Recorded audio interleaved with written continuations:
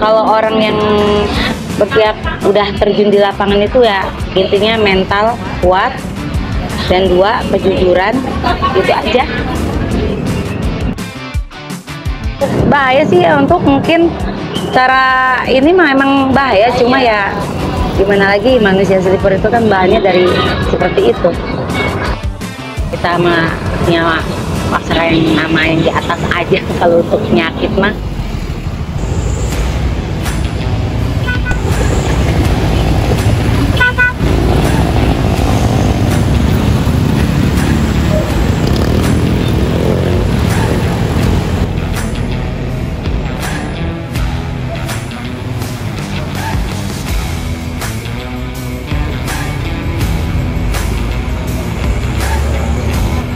Perkenalkan, nama saya Titin, usia saya 44 tahun. Saya tinggal di lingkungan Terminal Pakupatan.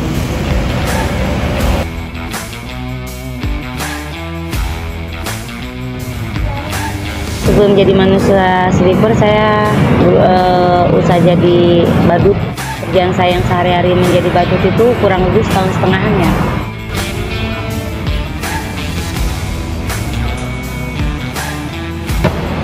Untuk bahan-bahannya ya?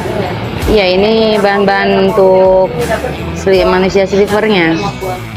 Pengolahnya kan bahannya bedak, minyak telon. Bahkan ada juga yang pakai hambody, cuma kita nggak pakai hambody karena kalau pakai hambody baunya sengat. Kalau bahan kimia itu kan yang untuk sablon itu kan kalau di kulit kan langsung ini ya, langsung gatal-gatal yang tidak biasa gitu. Kalau yang udah biasa ya biasa aja. Pengolahnya pakai minyak karena kalau kena sinar matahari kan mengkilap gitu, bercahaya lah gitu. Kalau hambody pernah pakai hambody, cuma ya baunya kurang enak aja, jadi saya ganti hambody itu pakai minyak telon.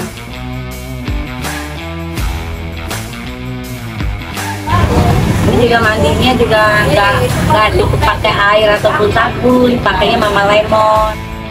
Untuk mengesihkan yang berminyak, ini kan bahannya pakai minyak, jadi kalau nggak pakai sunlight itu dia nggak luntur, nggak bersih, masih lembab.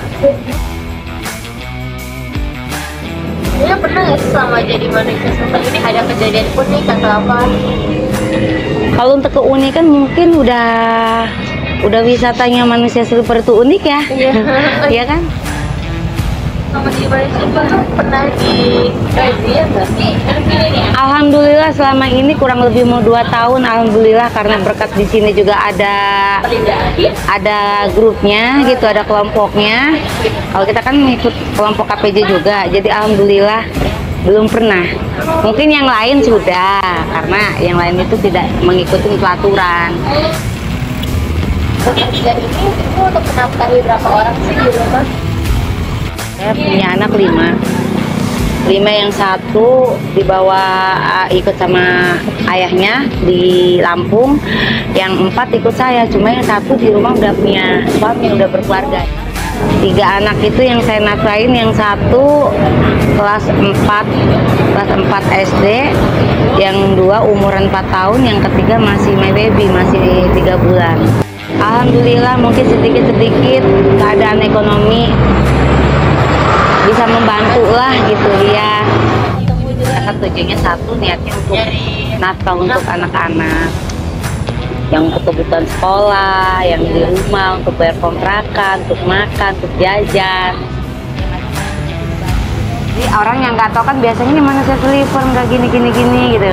Padahal mah manusia sleeper juga kan pakai modal. Iya, benar. Kecuali yang usaha tanpa modal tuh yang hanya berlambak tangan mungkinnya. Kayak pengamen juga kan orang kan kadang-kadang melihat dengan sebelah mata ya, dengan anggap anak pengamen anak jalanan gini nggak mau usaha, nggak ini, katanya nggak ngeluarin modal. Padahal mah kan pengamen itu gitar itu kan dibeli. Kita beli modal minyaknya 5.000, bedaknya 4.000, minyak telonnya begitu. Di sini kan tidak hanya bergantiannya kan, kita kan di sini bukan hanya manusia sleeper aja, ada badut, ada yang ngamen. Jadi sistemnya di sini ada berapa orang, sistemnya setengah jam. Nah, itu pun juga berbagi, ada waktunya. Mau sepi ataupun rame, waktunya cuma sampai jam 5. Karena jam 5 itu juga kita bergilir dengan rombongan anak pang.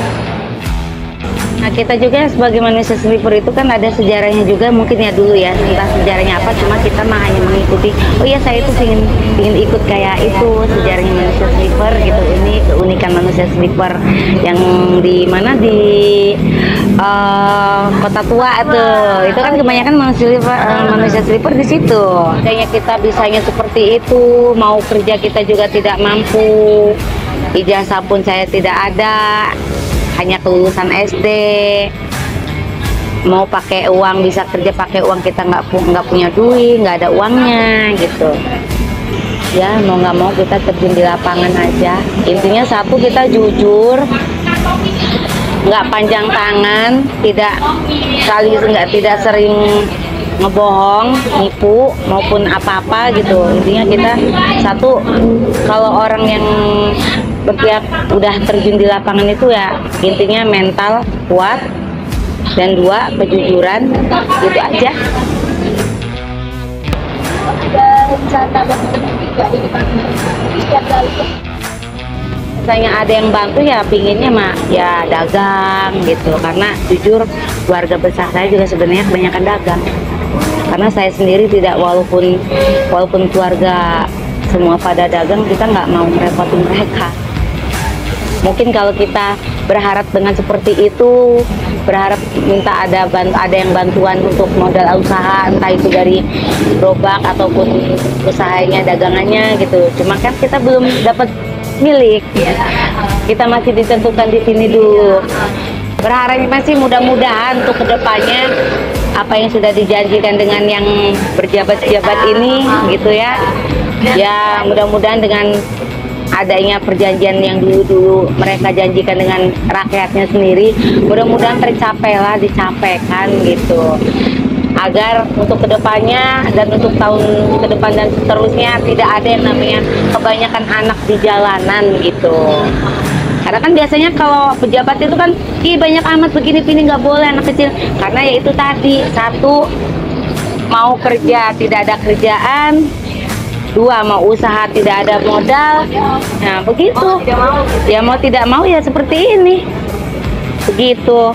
Berharap rakyat kecil dengan pemerintah juga pun kebanyakannya yang ditolong, yang berada ditolong, yang tidak ada tidak ditolong gitu ya kan. Memang kenyataannya seperti itu. Makanya kebanyakan anak-anak jalanan itu kalau misalnya soalnya ditangkep, berontak, terus dinasihatin jangan begini-begini, selalu menjawab ya karena emang faktanya emang betul terjadi. Apa yang sudah pemerintah janjikan ke rakyat itu selalu tidak tepat.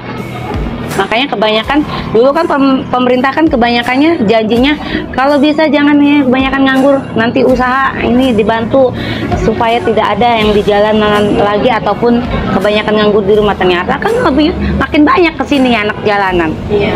Orang contohnya kita nggak ngomongin yang lain, di sini aja dulu cuma 1-2 orang, sekarang udah banyak. Iya. Ya saking itu tadi, keadaan ekonomi sulit, kerjaan juga sulit, mau usaha dagang juga tidak ada modal.